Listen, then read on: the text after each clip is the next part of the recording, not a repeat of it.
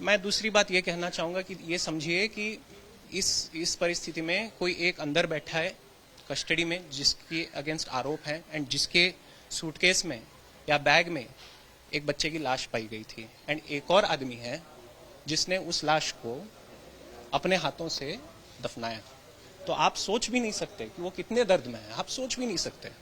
तो इस समय पे उनके खिलाफ ऐसे सवाल पूछना मेरे मुताबिक बंदे का मतलब दर्द आप समझिए, उस दर्द को मतलब आप फिर से घाव पे मतलब हाथ रखेंगे तो मेरे मुताबिक ये सही नहीं होगा। तो मैं आपसे दरख्वास्त करूंगा कि ऐसी चीजों पे आप बात ना करें।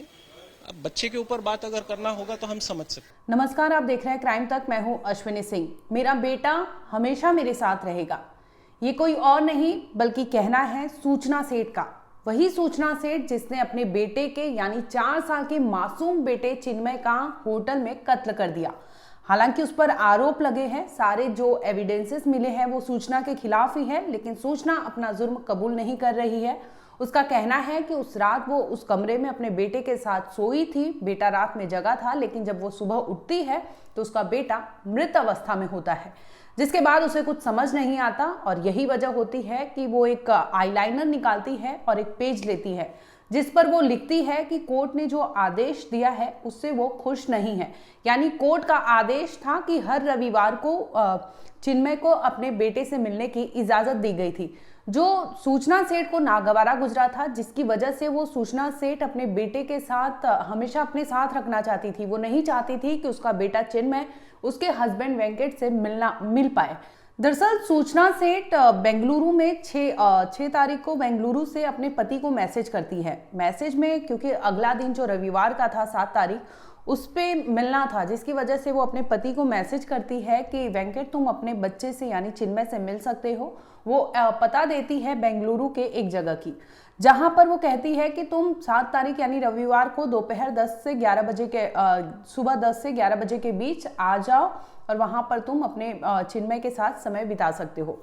जिसके बाद मैसेज में ही सूचना सेठ के पति जो होते हैं वेंकट, उन्होंने हामी भरी थी और वो बकायदा नेक्स्ट डे यानी 7 तारीख को उस जगह पर पहुंच जाते हैं जहां पर सूचना ने अपने बेटे चिन्मय से मिलने के लिए अपने पति वेंकट को बुलाया था। 10 से 11 बजता है, 11 से 12 बजता है। इस दरमियान वेंकट लगातार इंतजार करते रहते हैं, लेकिन कोई भी सूचना सेठ का अता पता नहीं होता। इसके साथ ही ना ही उनके बच्चे यानी चिन्मय का कोई पता होता है।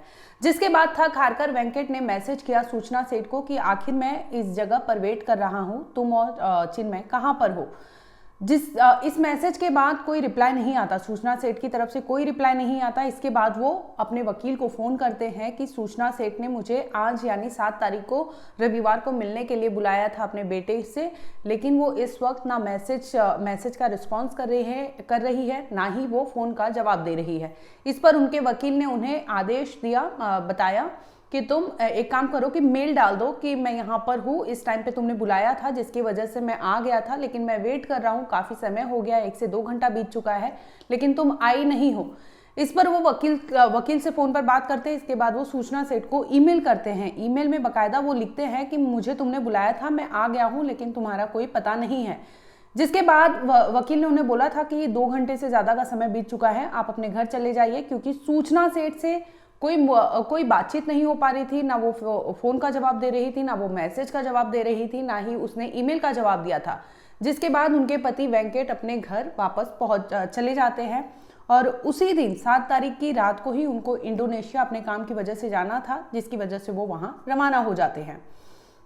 लेकिन दूसरी तरफ अगर सूचना की बात करें तो सूचना ने ये सारी कन्वर्सेशन जो थी अपने पति वेंकट से, जो 6 तारीख की थी, यानी 6 तारीख को ही वो वेंकट को मैसेज करती है। लेकिन दूसरी ओर वो गोवा में भी जो होटल में बुकिंग किया था उसने 6 जनवरी से लेकर 10 जनवरी तक का वो उसने होटल में बुकिंग किया था।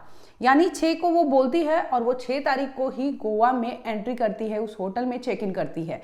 और 6 तारीख को वो जब एंट्री करती है उसके लगभग 2 से 3 घंटे बाद ही उसने अपने बेटे के साथ घिनौने अपराध को अंजाम दिया, जिसकी वजह से उसकी मौत हो जाती है।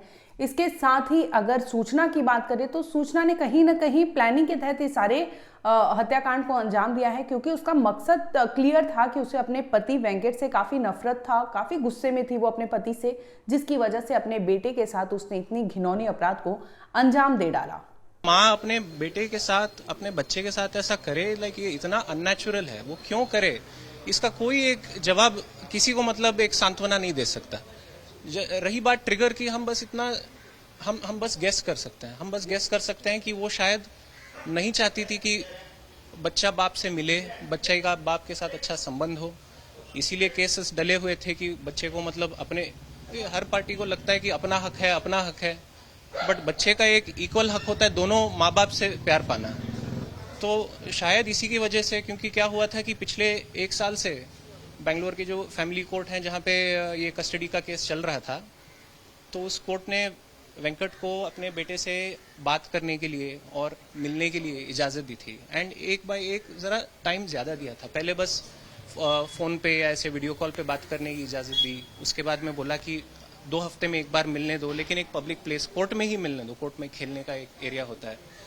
और फिर कुछ महीने बाद नवंबर में बोला कि घर पे जाके मिलने दो, सुबह से लेके शाम तक। तो शायद वो इस बात से नाराज थी कि उनके केस में, जहां उनको लगता है कि वो पीड़ित हैं, जज साहिबा जो है सारा ऑर्डर बाप के फेवर में दे रही हैं, तो शायद इसके वजह से वो नाराज थी। बट इस नाराजगी के वजह से मतलब बच्चे को दुनिया से हटा देना, मतलब वो बच्चे का क्या कसूर। सूचना जी ने खुद वेंकट जी को एक ईमेल लिख के बोला था कि अगले दिन 7 तारीख संडे आप सुबह आ जाओ, बेंगलोर में एक इलाका है सदाशिव नगर, वहां पे आओ, इस लोकेशन से 10 बजे आप बच्चे को लेके जा सकते हो, ऐसे ईमेल भेजा था। हमको नहीं मालूम था ना ये बंदा, मतलब अब हमको मतलब बोला गया कि यहाँ आके बच्चे को पिक करो, तो वो गया वहाँ पे, सुबह 10 बजे जाके वहाँ पे वेट किया, एंड 11 बजे तक वेट करने के बाद में वो वापस घर आया, एंड शाम को वहाँ से काम पे वापस निकल गया। I'll come to you. Yes, he sent her a WhatsApp message saying that I'm here, I'm waiting, where are you? And उसके बाद में 2 ईमेल भी भेजे कि I'm waiting, I hope everything is okay, and उसके बाद में कोई रिप्लाई नहीं आया, तो नहीं, no reply, and he went back home. आपको बता दें कि सूचना से 6 जनवरी को गोवा में पहुंच जाती है, बल्कि 7 जनवरी को अपने पति को बेंगलुरु में मिलने के लिए बुलाती है, लेकिन वो बेंगलुरु में होती नहीं है। बावजूद इसके वो अपने पति को बेंगलुरु का एड्रेस देती है, जहां पर चिन्मय के साथ वो जाने वाली रहती है, लेकिन वो खुद पहुंच जाती है गोवा में 6 तारीख को उसने चेक इन किया था, लेकिन 6 तारीख तकरीबन ऐसे बताया जा रहा है कि जब पोस्टमार्टम चिन्मय का हुआ, उससे 36 घंटे पहले बताया जा रहा है कि कत्ल किया गया होगा। यानी ऐसा अंदाजा लगाया जा रहा है कि वो 6 तारीख को चेक इन करती है और 1 से 2 घंटे बाद ही उसने अपने बेटे के साथ घिनौने अपराध को अंजाम दिया था, जिसमें उसके बेटे की मौत हो जाती है। यानी 7 तारीख तक वो तकरीबन 7 तारीख को पूरी दिन वो उसी होटल में थी, और पूरी 18 घंटे की बात है, 18 से 19 घंटे वो उस बंद कमरे में थी, जिसमें उसके बेटे की लाश पड़ी थी।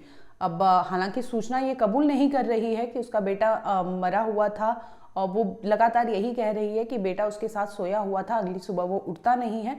लेकिन पुलिस अभी सूचना को लेकर सारी एविडेंसेस जो है वो सूचना के खिलाफ है, जिसकी वजह से उस पर ही आरोप लगे हैं कि उसने ही अपने बेटे का कत्ल किया है। आपको बता दें कि चिन्मय की हत्या हो जाती है, उसके बाद वो तकरीबन 18 घंटे उस कमरे में रहती है अपने बेटे के साथ, और इसके साथ ही उसने एक नोट लिखा था, वो बकायदा उसने आईलाइनर जो होता है मेकअप का, उससे उसने उस लेटर पे लिखा था कि वो कोर्ट के डिसीजन से खुश नहीं है, वो नहीं चाहती कि उसका बेटा उसके पति वेंकट से मिले, जिसकी वजह से हो सकता है कि उसने अपने बेटे चिन्मय को मौत के घाट उतार दिया। इसके साथ ही उस कमरे में, होटल के उस कमरे में सूचना सेठ के खून के धब्बे मिले थे, जिसमें ऐसा अंदाजा लगाया जा रहा है कि वो खून सूचना सेठ के ही थे, क्योंकि उसके हाथ पर चोट के निशान थे, जो बताया जा रहा है कि हो सकता है कि बेटे की मौत के बाद उसने अपने आप को भी कट किया होगा, जिसकी वजह से वो खून उस कमरे में मिले थे। हालांकि वकील ने भी ये साफ कहा है कि जब वेंकट जो है वो 10 दिसंबर को आखिरी मुलाकात चिन्मय से किए थे, इसके बाद से वो बाप अपने बेटे से मुलाकात नहीं कर पाता है। हालांकि वो जाता ज़रूर है मिलने के लिए, लेकिन उसकी मुलाकात उस बेटे से नहीं हो पाती, क्योंकि 7 जनवरी को वो मिलने वाला रहता है, लेकिन वो 7 जनवरी को मौजूद नहीं होती, बजाय इसके कि वो गोवा में होती है, लेकिन अपने पति को बेंगलुरु में बुलाती है, जहाँ पर वो खुद पहुँचती नहीं है। वहीं पुलिस पूछताछ में ये भी खुलासा हुआ है कि सूचना सेठ ने बताया कि वो हमेशा अपने बेटे के साथ रहना चाहती है, क्योंकि पुलिस ने पूछा था कि उसने कत्ल तो कबूल नहीं किया कि उसने मर्डर किया है, लेकिन उससे जब पूछा गया कि आखिर लाश तुम्हारे सूटकेस में कैसे आया, तो इस पर उसने जवाब दिया कि मैं नहीं चाहती कि मेरा बेटा मेरे से दूर रहे, जिसकी वजह से वो अपने बेटे को सूटकेस में भरती है और सूटकेस में भरकर वो बेंगलुरु के लिए रवाना हो जाती है।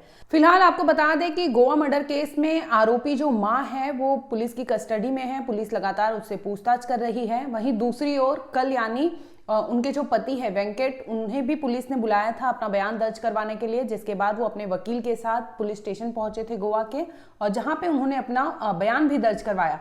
ये तक सामने आया है कि सूचना सेठ और वेंकट रमन को आमने सामने बिठाकर भी पूछताछ हुई है। हालांकि इस पर उनके वकील ने कुछ कहने से बचे ही हैं वो, लेकिन यही बताया जा रहा है कि सूचना सेठ और वेंकट रमन को आमने सामने बिठाकर भी पूछताछ हुई है, क्योंकि उनके रिश्ते अच्छे नहीं चल रहे थे। फिलहाल उनके डाइवोर्स पे भी कोई डिसीजन नहीं आया है, जिसकी वजह से पुलिस उनसे रिश्ते को भी लेकर पूछताछ कर रही है। वहीं माँ और बेटे के रिश्ते को लेकर पिता से पूछताछ की होगी, वहीं बेटा और पिता के रिलेशन को लेकर सूचना सेठ से पूछताछ की होगी। वकील का कहना है कि बेटे के जो पिता है, चिन्मय के पिता वेंकट, वो अभी कुछ बोलने की स्थिति में नहीं है, वो गमगीन है, जिसकी वजह से वो कुछ नहीं बोल रहे हैं। हालांकि अपना पक्ष उन्होंने वकील को बकायदा बयान में उन्होंने कहा, वकील मीडिया से रूबरू हुए और उन्होंने अपने बयान जारी किया, जिसमें उन्होंने कहा कि आखिर ये सारी चीजें क्यों हुई, क्या हुई, वो सारी चीज़ों की तहकीकात की जा रही है। फिलहाल इस मामले में इतना ही। आगे जो कुछ भी अपडेट होगा हम आप तक जरूर लाएंगे।